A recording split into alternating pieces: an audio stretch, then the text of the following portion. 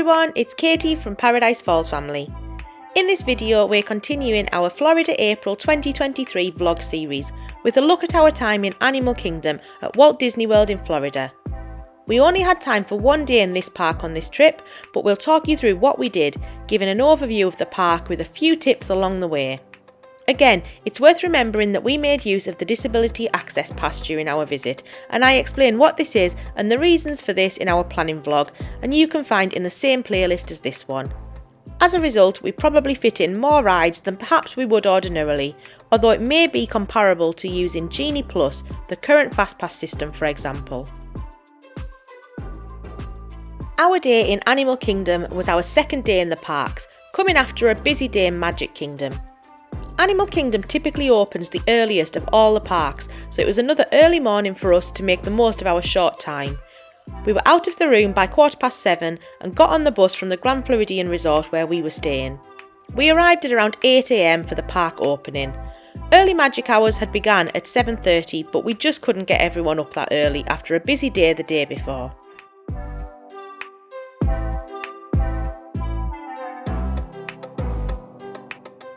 For anyone new to the park, it's broadly set out in a similar way to many other Disney parks, with the main entrance leading up to the central hub on Discovery Island and the famous Tree of Life, with the different lands situated off this island. This map shows where you enter the park, which then leads you straight through to some animal exhibits in the Oasis. Then we have Discovery Island, which acts as the central hub in this park. Then moving to the bottom left and working clockwise, we have Pandora, the world of Avatar, followed by Africa, Asia and Dinoland USA. Each of the lands are linked to each other as well as Discovery Island. Discovery Island, as well as being home to the Tree of Life, has a couple of great shops, walking trails, a spot to meet Mickey and Minnie, and also has It's Tough to Be a Bug, which we would class as a show more than a ride. However, this involves darkness and pretend creepy crawlies, and our kids refuse to go on it now after being terrified when they were younger, so it's never usually on our radar. In addition to these 5 main areas, you also have Rafiki's Planet Watch, which is a small area separate to the other lands, and it's only reachable by the Wildlife Express train, which leave from the Africa area of the park. This area is home to the conservation station, where you can learn about the veterinary care the animals receive, as well as being home to a petting zoo and the animation experience, where you can learn how to draw your favourite Disney characters. As we only had one day, we didn't get around to visiting this area of the park this time, but it's well worth a visit if you have a little longer. So having arrived early, we tried to tick off one of the big rides and headed straight for Expedition Everest. This is located in Asia and is one of the furthest points away from the entrance. We made our way up to Discovery Island, enjoyed spotting some of the animals in their enclosures along the way, and turned right, cutting through Dinoland up to Asia.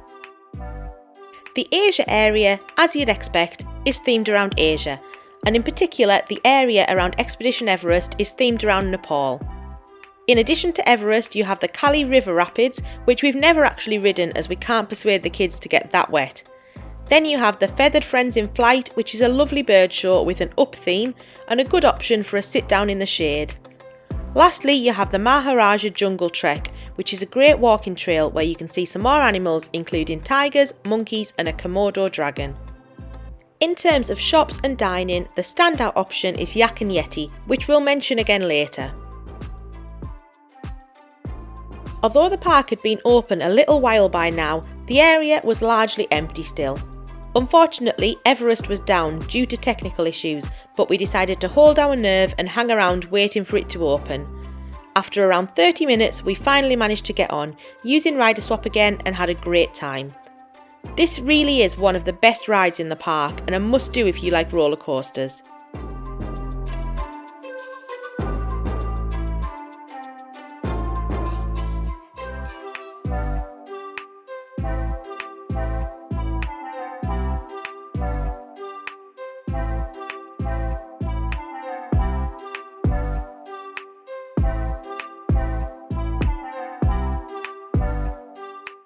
Next up was Flight of Passage, possibly the best ride in the whole of Walt Disney World in our opinion.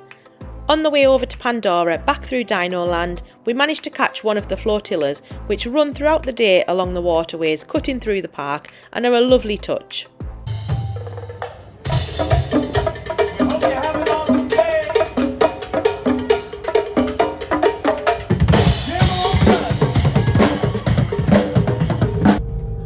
Welcome to the Avatar program. Soon, you're going to have a chance to undertake an amazing Na'vi rite of passage, flying on the back of this powerful animal called an Ikron, or as we call it, a banshee. Flight of Passage, as always, was amazing, and every single one of us loved riding, even the younger ones. Flight of Passage simulates riding a banshee through Pandora and is a wonderful experience for the whole family. Okay, first we need to find the compatible match of your genetic material with the genetic material of one of the avatar bodies that we already have. Once we do that, you'll be able to link to that avatar and fly. Help us out and move around a bit. Almost. Yes, got him. Now, let's find you your avatar matches.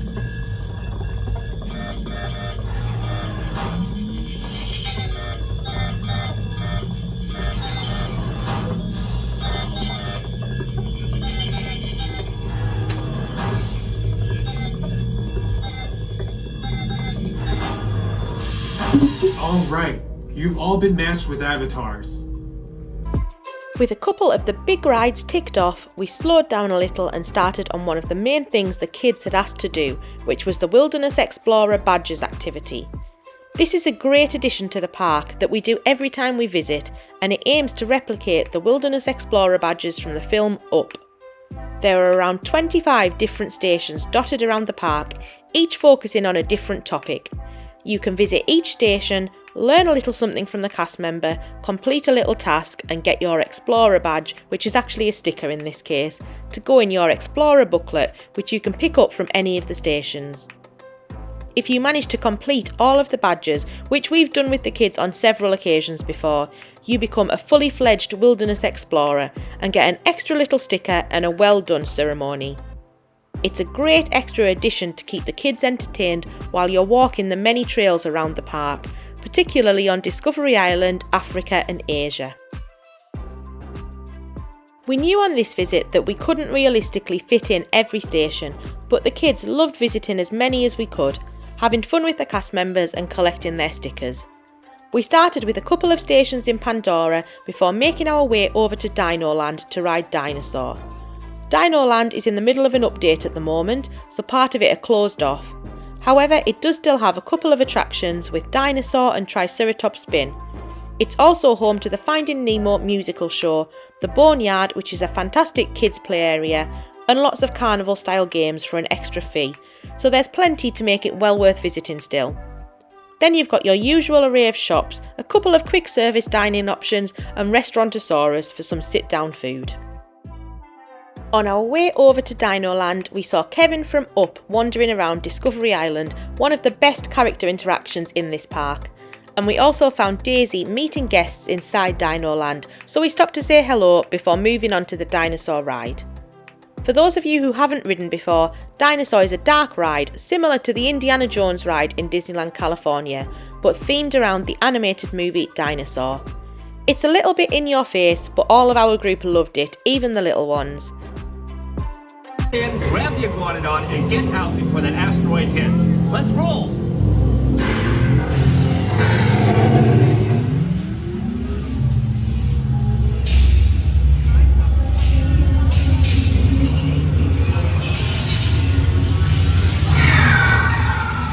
Okay, now let's go get that dino.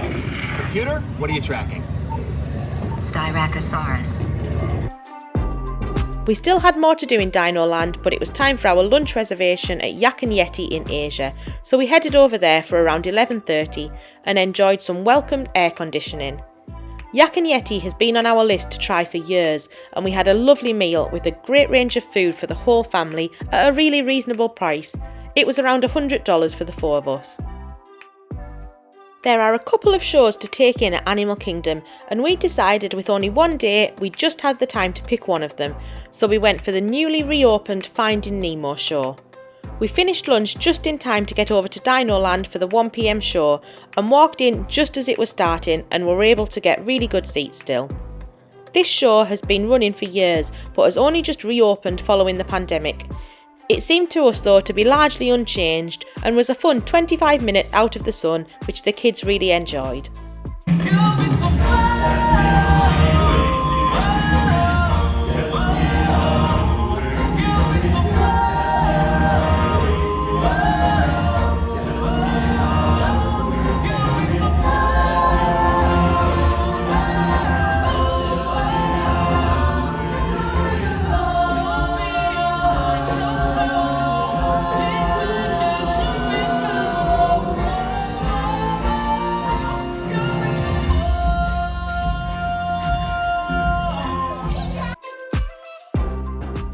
Next up was Dinoland again to finish off with the Barnyard.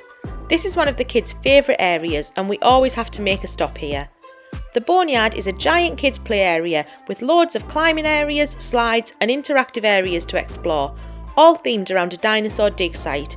We maybe spent half an hour here, but the area isn't very shaded at all, so we didn't want them to race around in the heat for too long. Linked to the play area is a more shaded sand pit, so we moved around there while the kids carried on playing. This is where they can dig to uncover some dinosaur fossils and they really love it. There's also another Wilderness Explorer station here, so we made sure to tick that one off as well.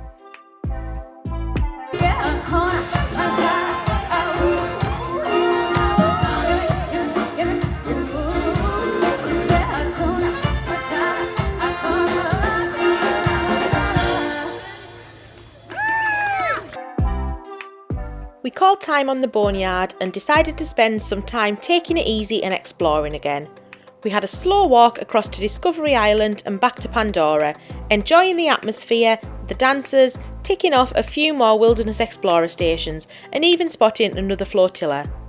Pandora is themed after the Avatar movie franchise, and as well as having the best ride, it's also the best themed land, we think. And we spent some time exploring, enjoying the area and theming, and then we cooled off with a night blossom drink from Pongu Pongu.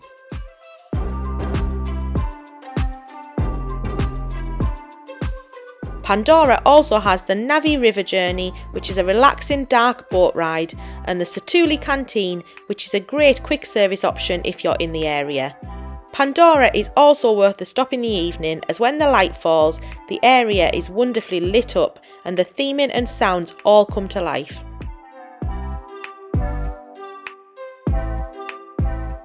By now, we were starting to get really tired in the heat as it was a really hot day, but we had one more area to visit, Africa. This area is themed after a mock African town, and one of the main attractions here is the Kilimanjaro Safari, a must-do for anyone visiting the park. The safari takes you out in open buses into the savannah and surrounding areas to see all the animals here at Animal Kingdom. The highlight for us is the savannah area, where you see giraffes and zebras up close, but later in the tour you also spot crocodiles, hippos, elephants and lions, to name but a few. You can see a lioness laying right next to our king of the savannah.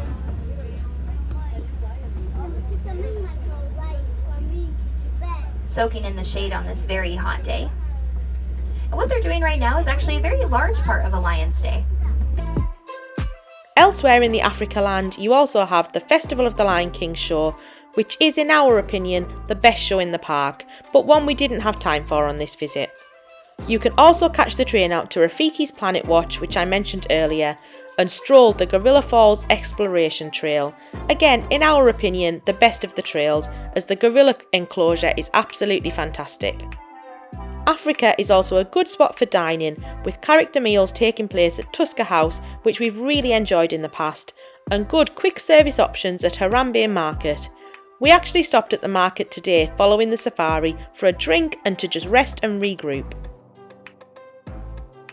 By now it was around 5:30 and we'd had a long day, so we decided we'd make a slow walk to the exit and the buses. We took the long route, stopping for the kids to play with the instruments in Africa on the way, and also looping back through Pandora for one last look in the shop.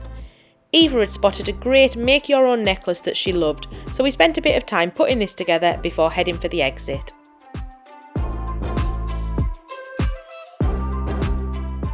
The bus back to the Grand Floridian was really quick and easy, and we grabbed some tea at the Gasparilla Grill before spending some time relaxing after a very long but really fun day. So that was an overview of our time in Animal Kingdom. We unfortunately only had the one day, which really wasn't enough time to enjoy everything on offer at this park, but we all had a blast and are already looking forward to returning on our next trip. After our day in Animal Kingdom, we moved on to the Beach Club Resort and spent some time in Hollywood Studios and Epcot, so we'll be focusing on these in our vlogs over the next few weeks. Make sure to like and subscribe to catch this and to help out our channel. In the meantime, if you've got any questions about any aspect of our trip, then please let me know in the comments below. Thank you all so much for watching.